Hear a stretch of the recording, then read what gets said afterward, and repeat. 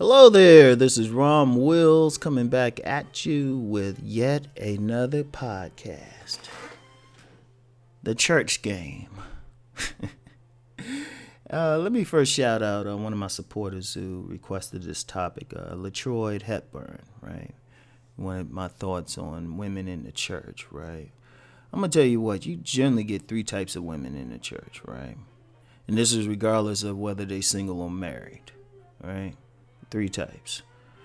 You usually have women who at a very significant level are sexually repressed, even if they're married, right?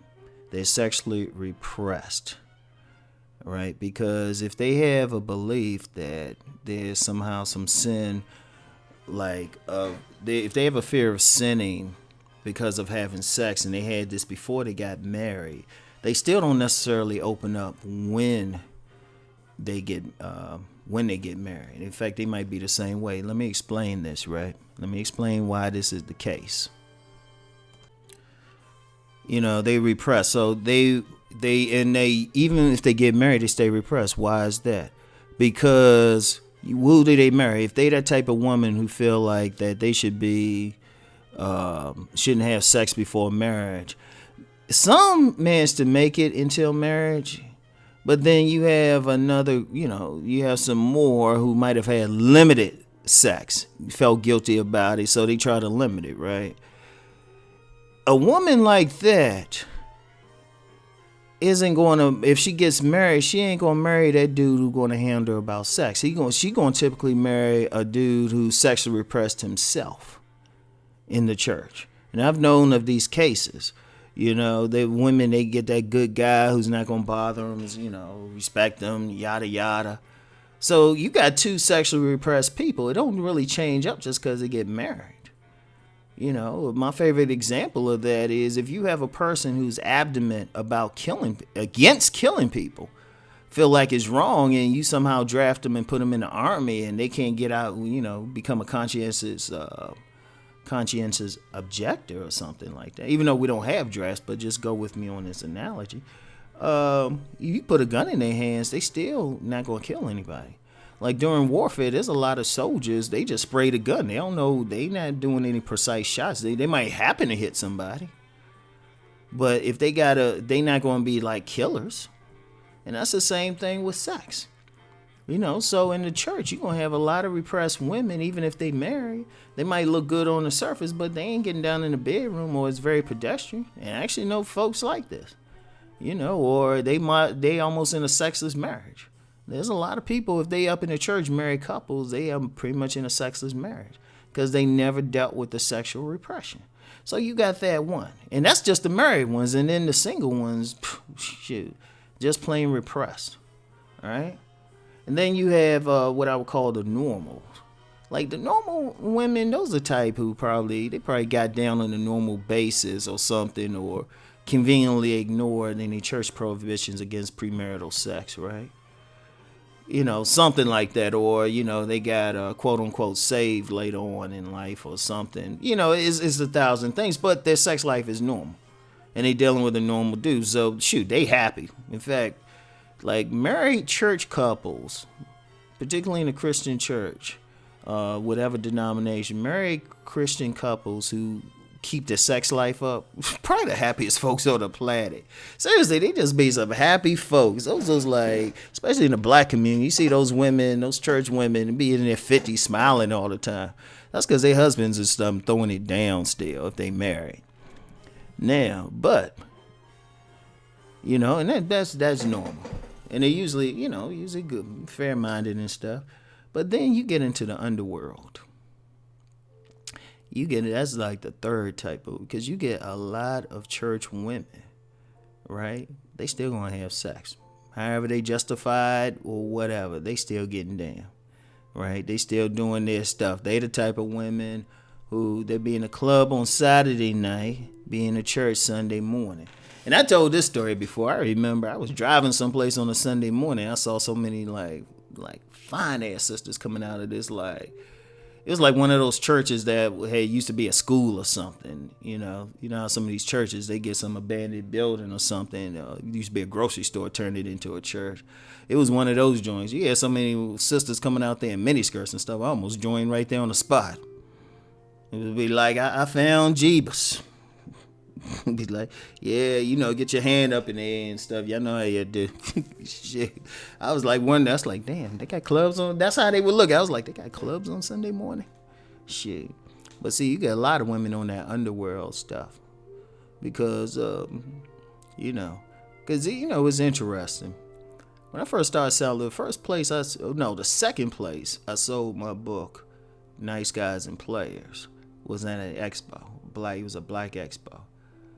The first men to put their money down for was a group of ministers. They had their suits and everything, but all of them looked like players. And let's be real. We know some ministers.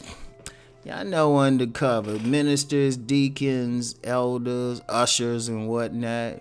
The band director, the choir director if he's hetero. Y'all know y'all be tearing up some women up in there. Especially some of y'all ministers. Y'all know y'all be preaching the word. Talking about the parable of talents. Up there. Talking about doing something with those talents. Don't be burying the talents now. And be a woman in the front. Be women in the front aisle. Who conveniently forgot their modesty blankets or whatever they called. They supposed to put that modesty thing over there like legs. Be up there with some fat old thighs and stuff with some stockings on. They got nerve to cross that joint. And the minister be up there. He be sweating and stuff. Y'all think he's sweating from like preaching and stuff. Nah, he be sweating because he anticipating tearing that ass up. He looking at it. First lady sitting there right next to him too. She be pissed and stuff. She looking at that woman. She said, look at that. Look at that hoe in the front row and stuff. They ain't put on her blanket. Shit, it'd be a whole group of them. Then they get around, go to that minister's conference or something. No, they be getting down and stuff. Yeah, I know. But they in that underworld thing, because you can get that type. Seriously, I wish I had a dime every time I had sex with some woman who was big in the church. But they would just let me do deprive things to their body. I was just like, damn. I've probably emptied a few gallons of cum into like such women. Seriously, when a woman tell me like you don't even like if I meet a woman who big in the church, I'm just checking. I'm just looking. I'm like looking at her. Then I'm like, all right, she ain't got anybody. She normal. If she's normal. She probably deal with you, go out with you and stuff, have a regular sex life. It ain't no thing. She'll drag you to church though, right?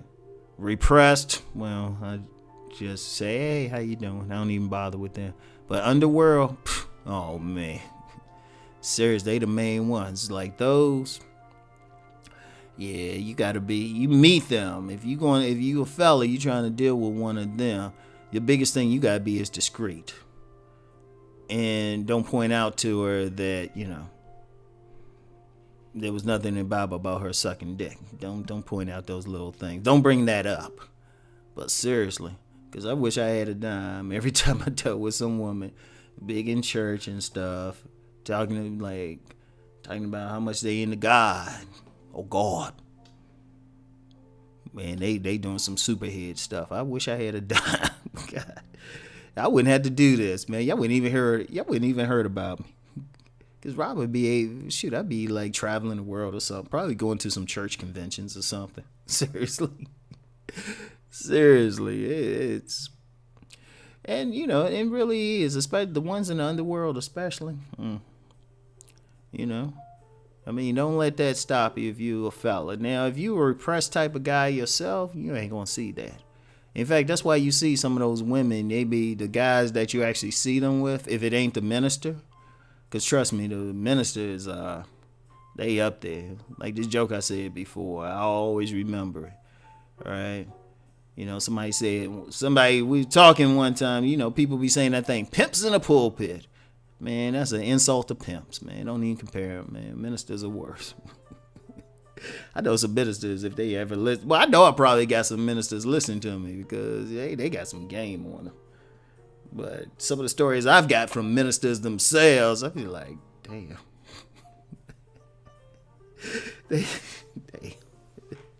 There you go.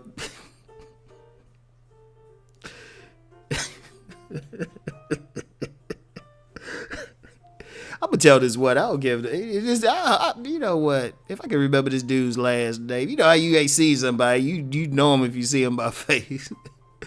I remember this one minister and stuff, man. And he was trying to do the good thing, but he was like a converted minister or something, right? Because he had lived a life before he became into the church, right? So he got with this woman and married her and whatnot, but they ain't do anything beforehand.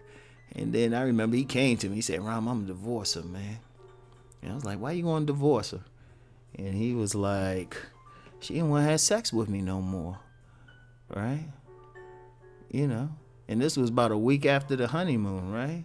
And I said, man, y'all just got married. Y'all got to work that out, right? And he said, yeah. Then he came back to me the next day, right? He said, all right, everything good, Rom. I said, what happened? Well, yeah, she ain't really had sex that much before marriage. And I was just all, during the honeymoon, I was up in her all the whole weekend. And she couldn't handle it. It was like he like, Rome, because he called me Rome. He said, Rome, I was up in here all weekend. I was like, damn. I saw him after that, man. And he didn't admit to anything, but he said, man, yeah, all these women in the congregation trying to have sex with me. Oh, Lord. I told my mom one time, I said, I want to be a minister. And she said, I ain't raising no pimps.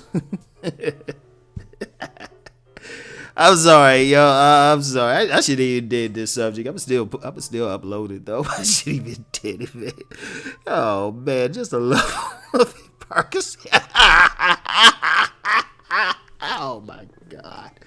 Seriously, anytime I see a minister, they can't tell me shit about what they doing sexually or try to say, hey, Rom, you shouldn't be telling all that game stuff. I was like, dude, this man, please.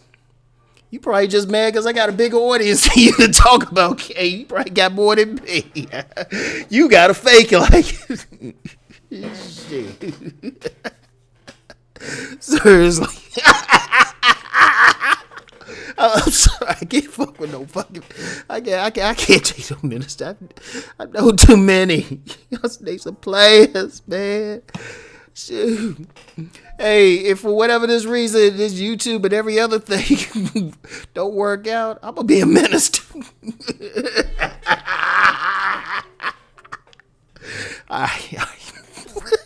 Hey, I gotta go.